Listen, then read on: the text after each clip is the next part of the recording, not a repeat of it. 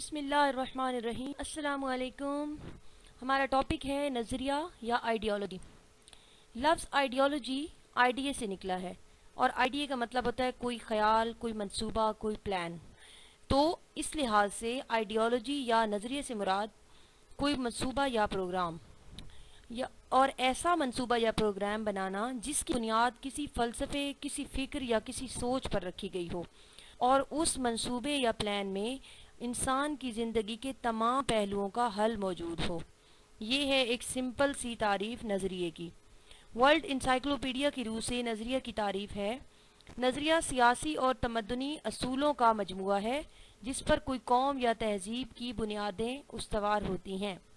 یعنی کہ نظریہ یا آئیڈیالوجی ہمارے کسی قوم کے سیاسی اور معاشرتی، تمدنی مطلب ہے معاشرتی اصولوں کا ایک ایسا مجموعہ ہے، یعنی ایسے ہمارے معاشرتی اور سیاسی اصول ہیں جس پر کسی قوم کی تہذیب کی بنیادیں استوار ہوتی ہیں۔ یعنی کوئی قوم آگے ترقی کرتی ہے، اس کی تہذیب استوار ہوتی ہے، تو اس کی بنیادیں اس نظریے پر ہوتی ہیں، اس نظریے کو سامنے رکھ کر وہ قوم بنتی ہے۔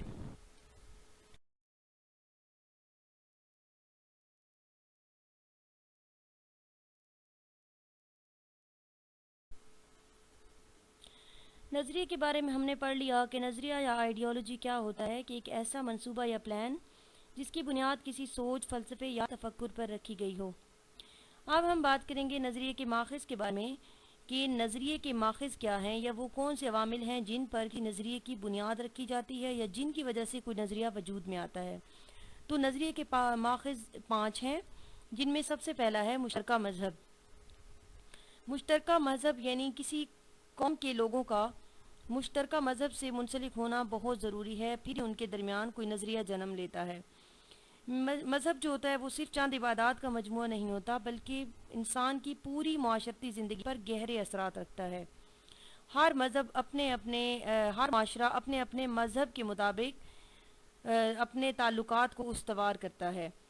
یورپ نظریہ عیسائیت کے تحت، کیونکہ وہاں عیسائیت کا مذہب ہے تو وہ عیسائیت کے نظریے کے تحت، اور جاپان نظریہ بدھ مت کے تحت، ہندو نظریہ ہندوازم کے تحت، اور مسلمان نظریہ اسلام کے تحت زندگی بسر کرنا چاہتے ہیں۔ یہ وہ نظریہ تھا جس کی بنیاد پر مسلمانوں نے ایک الگ وطن حاصل کرنے کی کوشش کی، کیونکہ ان کا نظریہ، ان کی سوچ یہ تھی کہ ان کو ایک ایسا وطن چاہیے جہاں وہ اپنے مذہب کے مطابق آزادانہ زندگی گزار سکیں اور اپنے معاشرتی رسم و رواج کو ادا کر سکیں۔ سیکنڈ جو نظریے کا ماخذ ہے وہ ہے مشترکہ نسل۔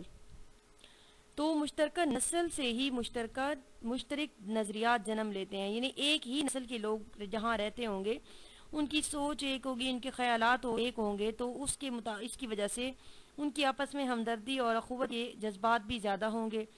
تو مشترک نظریات کے باعث انسان خونی رشتوں میں ایک دوسرے سے جڑے ہوئے ہیں، اور یہ مشترک نسل کا ہونا مشترک نظریے کو جنم دیتا ہے۔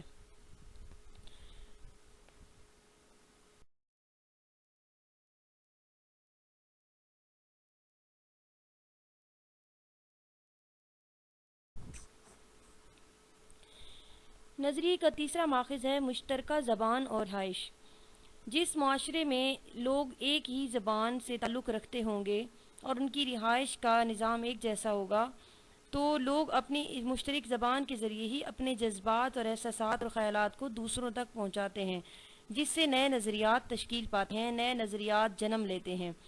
لوگوں کے طور طریقوں، رسم و رواج، زندگی گزارنے کے طریقے اور نظریات میں یکسانیت یا ایک جیسا ہونا کافی حد تک مشترکہ رہائش کا مرہون منت ہے۔ اس کی مثال آپ اپنے معاشرے سے لے لیں، کہ ہمارے معاشرے میں جس جگہ پر ایک اگر محلہ ہے، وہاں پر تمام لوگ ایک ہی زبان بولتے ہیں، ان کا ایک جیسا رہن سہن ہے، ایک جیسا رسم و رواج ہے، تو ان کا جو نظریہ یا سوچ ہوگی، جو ان کا عقیدہ ہوگا، نظریہ ہوگا، پلان ہوگا، وہ بھی ایک جیسا ہی ہوگا، کیونکہ وہ لوگ ایک ہی زبان اور رہائش وغیرہ سے تعلق رکھتے ہیں۔ ہمارا نیکسٹ نظریے کا ماخذ ہے مشترکہ سیاسی مقاصد۔ اس دور کی بہت ساری قومیں اپنے مشترکہ سیاسی مقاصد اور سیاسی نظریات کی بدولت اپنی زندگی اور کی بقا کے لیے آزادی حاصل کرنے کی کوشش میں لگی ہوئی ہیں، تاکہ وہ ایک مضبوط قوم کا روپ دھار سکیں۔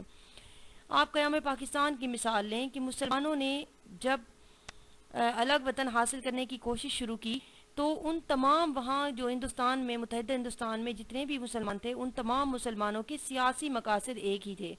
یعنی ان کا ایک سیاسی مقصد تھا کہ ہمیں ایک الگ وطن چاہیے جہاں ہم اسلام کے مطابق زندگی گزار سکیں. تو انہوں نے اپنے اس مشترکہ سیاسی مقصد کے تحت آزادی حاصل کی. تو مشترکہ سیاسی مقاصد جو ہیں وہ نظریات کی تشکیل میں اہم کردار ادا کرتے ہیں. ہمارا لاسٹ جو ماخذ ہے نظریے کا وہ ہے مشترکہ رسم و رواج. ہر دور میں نظریات کی تشکیل میں مشترکہ رسم و رواج جو ہے وہ بہت اہمیت رکھتے ہیں. مشترکہ رسم و رواج یعنی ایک جیسے رسم و رواج کی وجہ سے ہی لوگوں میں ثقافتی اور فکری اعتبار سے یعنی ان کی ثقافت تو ایک ہوتی ہے, ان کی فکر ایک ہوتی ہے, اس اعتبار سے ان کے اندر نظریاتی طور پر ہم آہنگی پیدا ہوتی ہے, یعنی ان کے نظریات ایک جیسے ہوتے ہیں. پھر تو یہ تھے ہمارے نظریے کے 5 ماخذ جن کی بدولت کہ کوئی نظریہ وجود میں آتا ہے, جن میں مشترکہ مذہب, مشترکہ نسل, مشترکہ زبان اور رہائش, مشترکہ سیاسی مقاصد اور مشترکہ رسم و رواج شامل ہیں.